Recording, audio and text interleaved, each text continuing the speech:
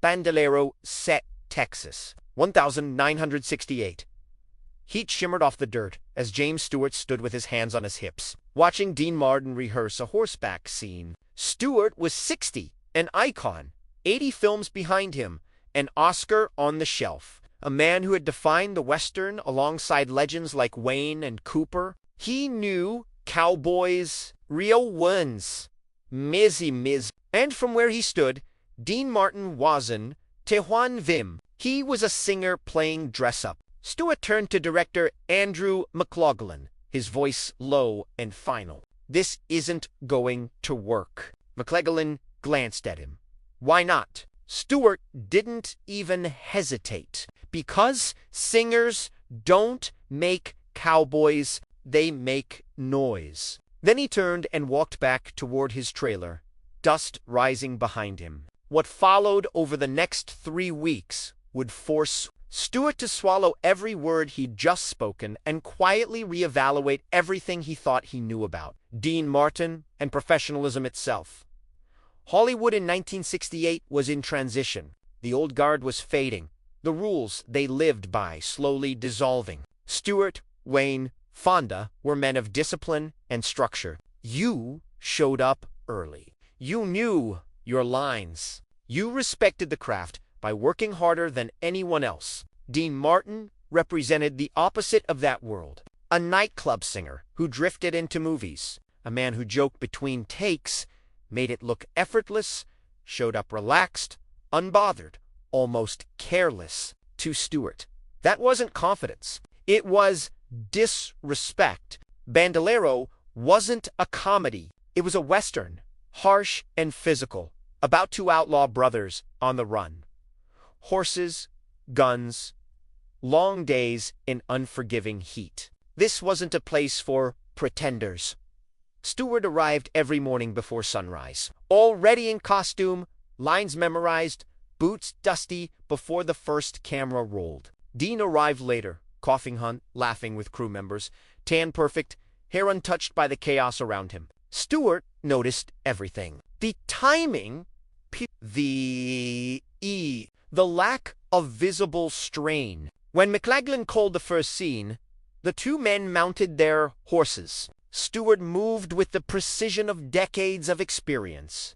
Dean moved well enough, not clumsy, but clearly newer. They ran the scene. Stewart hit every mark. Dean missed one. "Sorry," Dean said calmly. "Let's go again." Stewart said nothing, just turned his horse and reset. The second take was clean, but Stewart saw it again. That smile on Dean's face, that relaxed posture, as if none of this mattered enough. When McLaughlin called, "Cut!" Stewart dismounted and walked past Dean, without a word. What Stewart didn't see yet was what happened after the camera stopped. Dean stayed on horseback long after wrap, riding the terrain again and again until his legs burned. He asked the stunt coordinator questions, not loudly, not publicly, but quietly, privately, absorbing everything. He practiced gun handling until his hands blistered. He learned the horses' temperaments, their limits, their tells. He didn't announce the work. He didn't perform the effort.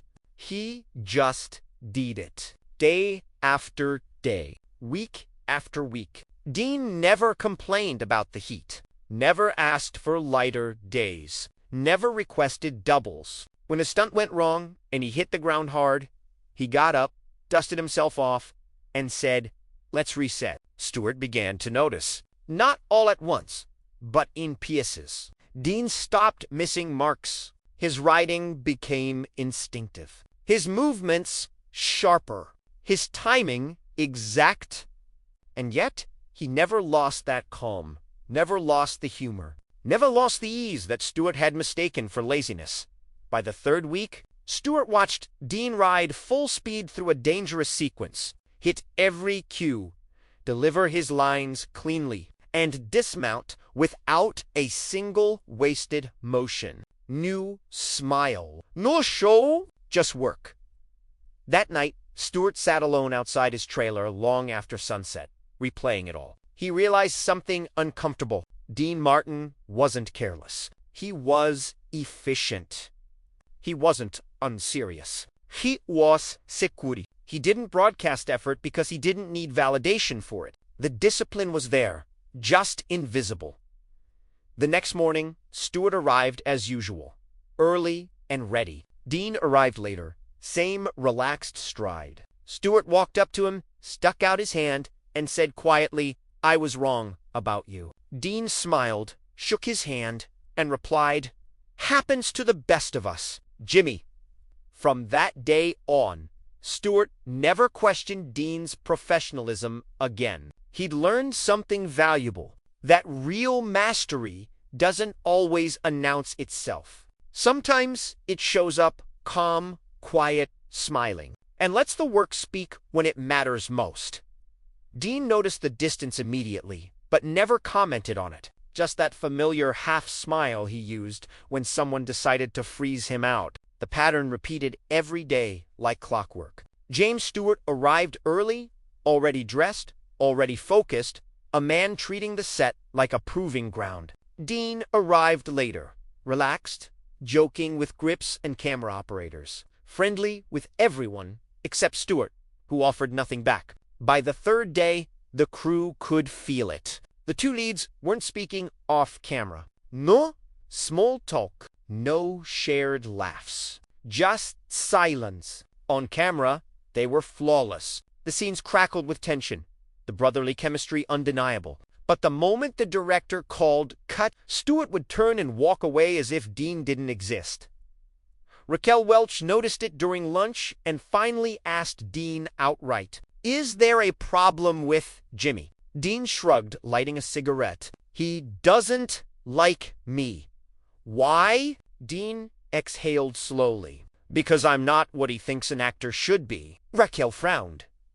"You've made dozens of films." Dean smiled softly. "Doesn't matter. He already decided who I am." She glanced across the set at Stewart, eating alone. "So what are you going to do?" Dean took another drag. "My job, that's all." Week 2 brought the fight scene, the kind that separates talkers from workers. Physical, ugly, and painful if done wrong. The stunt coordinator laid it out carefully, every punch and fall mapped to keep them safe while selling the violence. Stewart listened closely, nodded, ready.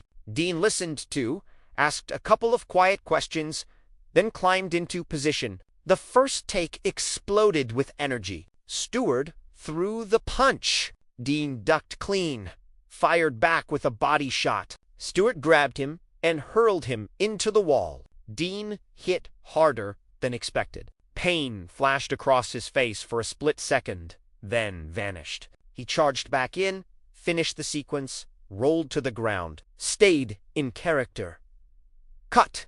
Stewart noticed Dean's hand brush his shoulder for half a second before dropping, like he didn't want anyone to see it. They did another take. And another. Each time Dean slammed into that wall. Each time he finished without a word. No complaint. No request for padding. No hint of weakness. After the fourth take, the director was satisfied. Dean walked off, set stiff but silent. Stewart watched him go, something uneasy settling in his chest. That night, Stewart lay awake, replaying it. The wall. The sound of impact. The way Dean never broke. He'd worked with actors who would have stopped after one take, who would have demanded adjustments, doubles, excuses. Dean had done the opposite. Took the hichi, took it again. Finished the work. Stewart didn't like how much that bothered him.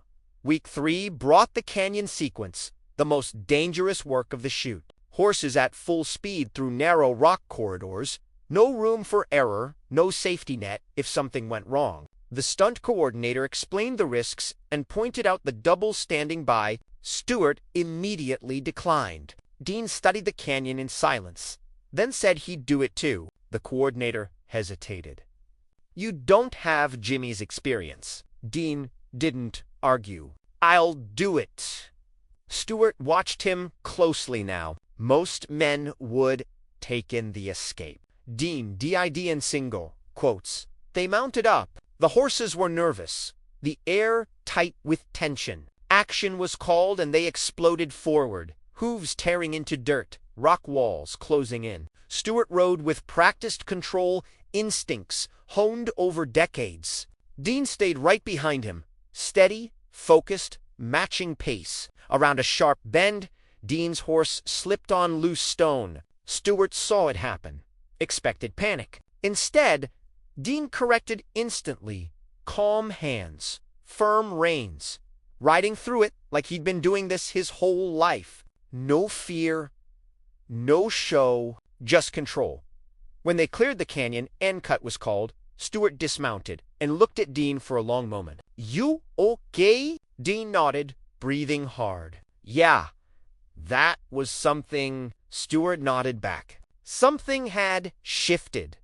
Not spoken, not dramatic, just understanding. The singer, pretending to be a cowboy, had quietly disappeared, replaced by a man who showed up, took the hitches, accepted the risks, and never asked for credit. And for the first time since stepping onto that dusty Texas set, James Stewart realized he'd been wrong about Dean Martin in every way that mattered. He handled the stumble cleanly. That was the first thing James Stewart said to him afterward. Dean just shrugged it off, saying the horse did most of the work and he simply stayed on. But Stewart knew better. Acted that Spidey. On loose hockey panic is instinct. Riders pulled too hard, overcorrect, lose control. Dean didn't. He adjusted calmly, trusted the animal, and rode through it. That kind of response didn't come from luck. It came from experience Stewart hadn't given him credit for. That evening, Stewart sought out the stunt coordinator near the equipment trucks. He asked casually how much riding experience Dean actually had. Jack Williams laughed. "A lot more than people think." He explained that Dean had been around horses since childhood, growing up in Ohio, working farms, handling animals long before Hollywood ever noticed him. He didn't advertise it. He didn't talk about it. He just knew what he was doing. Stewart walked back to his trailer, turning that over in his mind. So Dean wasn't pretending. He was simply letting people underestimate him. By the final week of filming, something had shifted. Not dramatically. There were no sudden friendships or long conversations. But the edge was gone. Stewart nodded when Dean arrived, said good morning, acknowledged him. Dean noticed, accepted it quietly, and moved on. The last major scene came up on Friday, a campfire moment after all the violence and running, where the two brothers finally spoke honestly about who they were and how they ended up where they did. It was dialogue-heavy and emotionally exposed, exactly the kind of scene Stewart excelled at. Dean, for the first time, felt unsure. Action was one thing. Stillness was another. They rehearsed in the morning. Stewart delivered his lines with practiced ease, decades of craft embedded in every word. Dean listened, not waiting for his cue, not performing attentiveness, but genuinely absorbing what was being said. When it was his turn, his response wasn't perfect, but it was sincere. The director liked it and scheduled the shoot for after lunch, while Stewart retreated to his trailer. Dean stayed behind, pacing, running lines, feeling the weight of the scene. Jack Williams noticed, asked if he was nervous.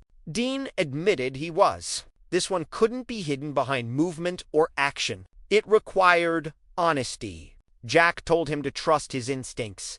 Dean admitted he didn't want to disappoint Stewart. Jack told him he wouldn't. They reset the set with a real fire, real heat, real smoke. Stewart and Dean sat facing each other, flames between them. The director called action. Stewart spoke first, his character opening wounds from the past, talking about their father, poverty, and the choices that shaped them. His voice was quiet and raw. Then listened, and it showed. Not acting, listening. Real listening. When it was Dean's turn, he spoke about regret and wanting to be better without knowing how. His voice cracked slightly. Not by design. It just happened. Stewart heard it. Saw it.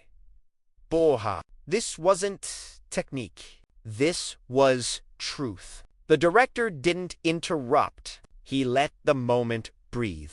When it ended, that silence lingered before cut was finally called. Everyone knew they had it. Stewart stood, walked to Dean, and extended his hand. He told him it was excellent work. Then he apologized.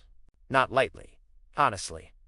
He admitted he'd judged Dean before knowing him, assumed that coming from music meant he wasn't serious about acting. He said he was wrong. Dean Leeson then told him he was serious. He just didn't show it the same way. Stewart nodded. He understood now. They wrapped filming 2 days later. At the wrap party, Stewart found Dean near the bar and asked why he acted like he didn't care, why he joked and arrived casually when it was clear he cared deeply. Dean thought about it, then said that if people know how much you care, they can hurt you. If they think it's just a job, they can't touch you. Stewart understood. The industry punished vulnerability. That was why Dean let people misjudge him, and why he proved them wrong when it mattered. They laughed together for the first time that night. Stewart admitted he could be wrong. Dean raised his glass to that. Two men from different eras, different styles, but the same dedication underneath. Bandolero was released later that year, praised for their chemistry and authenticity. But the real result happened off-camera when a legend learned that professionalism doesn't always look the way you expect. And a singer proved that respect isn't given by reputation, but earned by showing up, taking the hits, and doing the work even when no one believes in you yet.